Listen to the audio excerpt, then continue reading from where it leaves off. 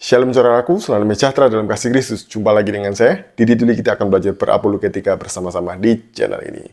Ada seorang nenek-nenek, entah ini neneknya siapa, kok bisa lepas ya.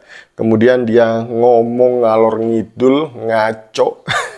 Jadi dia ini katanya sih mualaf, kemudian mantan misionaris. Dan mulailah dia berbual-bual gitu ya mulutnya ya. Jadi dia tampil seolah-olah sebagai mantan ahli Alkitab ketika dia jadi Kristen. Tapi sebenarnya dia ini orang yang tidak tahu apa-apa. Biasalah ya, mualaf itu kalau tidak tampil seperti ini takutnya loh ya, nggak laku di pasaran.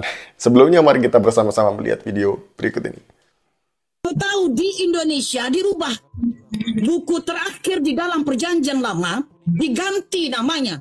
Hebat Kristen di Indonesia, punya otoritas luar biasa mengganti-ganti nama buku dalam Bible. Jadinya Maleaki. Padahal di dalam bahasa aslinya, atau ambillah bahasa orang Ibrani, Hebrew, itu Malachi. Dirubah oleh LAI ketika sudah serah terima dari orang Belanda, mulai diambil alih, take it over by Indonesian people 1954. Pertama kali penerjemahan oleh lembaga LAI 1954. Digantinya apa? Maleaki. Tahun itu tidak ada Allah, tidak ada Roh Kudus di dalam Bible Melayu. Gak ada. Baru setelah itu, ingat, terutama ketika kocoran dana dari, saya tahu ini, siapa pengusaha kaya raya? Riyadi, keluarga Riyadi. Ada di dalamnya James Riyadi. Ketika ia mengocorkan, ya namanya dia tentu ingin menyumbang, maka dana itu dipakailah untuk melakukan riset luar biasa, membuat keputusan masuk Roh Kudus.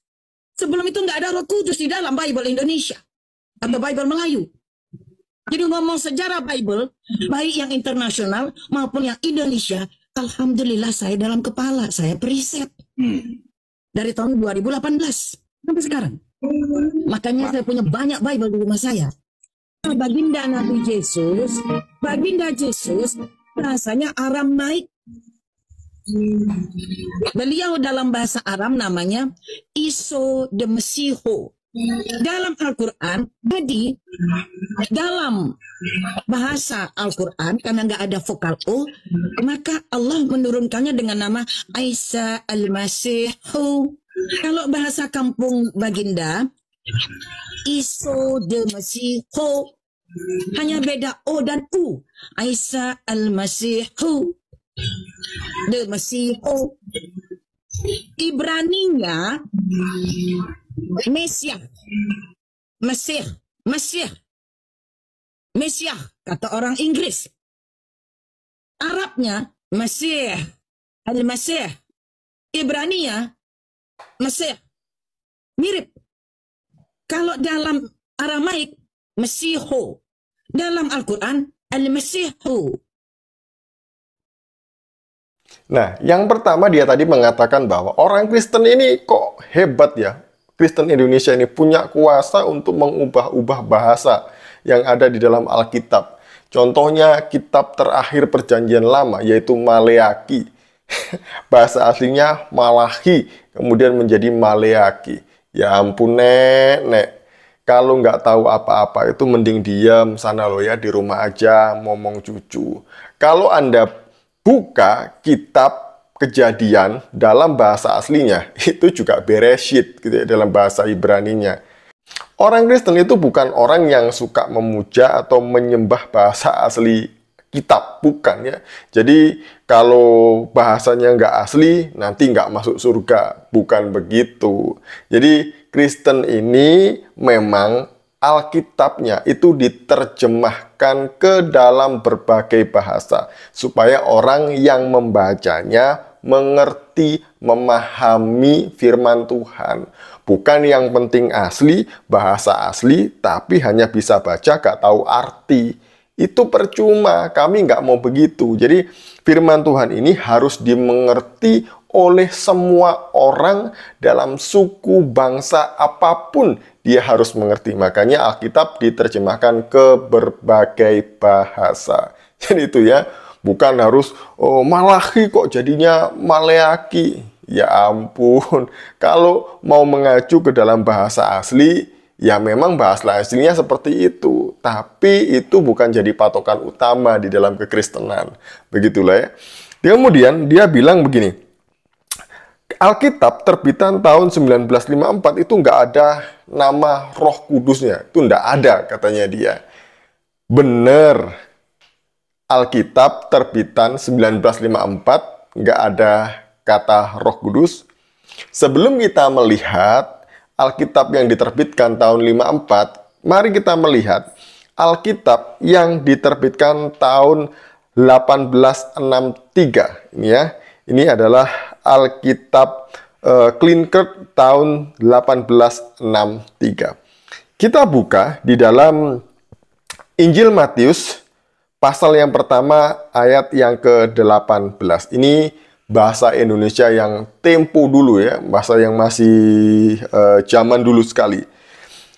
Berbunyi demikian, maka jadinya Yesus Kristus ada begini. Pada ketika Maria ibunya bertunangan sama Yusuf, sebelum dia orang bertemu, Maria kedapatan bunting dari Roh Suci. Memang ini bahasanya agak aneh ya, ini karena memang bahasa dulu ya seperti ini ya. DJ, kemudian OE, kemudian ada TJ, dan lain sebagainya. Tapi di sini dikatakan ada kata Roh Suci. Roh Suci itu apanya Roh Kudus ya? Bukannya suci itu juga kudus. Roh Suci itu adalah Roh Kudus. Nah, di Alkitab Klinkert tahun 1863 sudah ada kata Roh Suci. Jadi kalau nggak tahu apa-apa, mending diem aja. Tolong ya, ini ibunya siapa, neneknya siapa, tolong diamankan ya, daripada malu-maluin ya. Nah, sekarang mari kita melihat di Alkitab terbitan 1954, di ayat yang sama. Adapun kelahiran Yesus Kristus demikian halnya. Tatkala Maryam, yaitu ibunya, bertunangan dengan Yusuf, sebelum keduanya bersetubuh, maka nyatalah Maryam itu hamil daripada Rohul Kudus. Nah, di sini lebih jelas lagi ya, Rohul Kudus. Roh Kudus. Jelas kan? Terus ayat yang mana yang ibu tadi bilang itu nggak ada kata Roh Kudusnya? Lah di sini aja ada. Dalam bahasa yang paling kuno pun ada gitu. Jadi ibu ini ya, ini memang ciri-ciri mualaf ini seperti ini ya. Sok-sok hebat, ngomongnya besar, padahal dia nggak tahu apa-apa tentang kekristenan. Kemudian dia pakai nuduh-nuduh James Riyadi. Jadi kata Roh Kudus ini atas pesanan donatur. Jadi dana yang digelontorkan ini untuk kemudian muncul nama Roh Kudus James Riyadi. Saya lihat-lihat James Riyadi ini kan pemilik grup Lipo kalau nggak salah ya. Orang ini kok bisa bawa-bawa nama James Riyadi gitu loh ya. Apa hubungannya? Nggak ada. Kemudian yang lebih lucu lagi, ibu ini bilang bahwa ini loh, katanya dalam bahasa Aramaik itu ada nama Yesus atau Isa itu menjadi Isu Masihu. Kemudian bahasa Ibrani Masyiah. Kemudian dalam bahasa Arab itu Masihu katanya dia. Hanya beda belakang O sama U. Ini asli. Kalau begini ini yang benar kata dia. Ya elah. Yang namanya Arab, Aramaik, Ibrani itu adalah bahasa satu rumpun Semitik dari nenek moyang yang sama, keturunannya Sem, anaknya Nuh. Ya pantas aja kalau bahasanya itu masih mirip-mirip.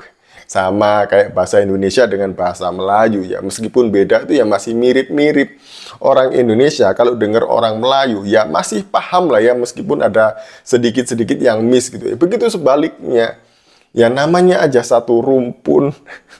Ya elah. Kini kok katanya mualaf cerdas, mengguncang kekristenan, mantan misionaris, dan lain sebagainya. Yang begini ini malah kelihatan bodohnya, bukan mengguncang kekristenan. Orang Kristen, lihat ibu ini ngomong seperti ini, justru ngakak, guling-guling, sampai sakit perut. Nggak ada yang namanya mengguncang-mengguncang, itu nggak ada. Tolong ya, kalau cari narasumber, itu yang pinter, yang benar-benar paham gitu ya. Jangan yang seperti ini. Kalau memang seperti ini, paling nggak kasih contekan ya, kasih skrip yang benar gitu ya, supaya ngomongnya benar, jelas. Sekian dari saya. Shalom, salam waras, Tuhan Yesus memberkati.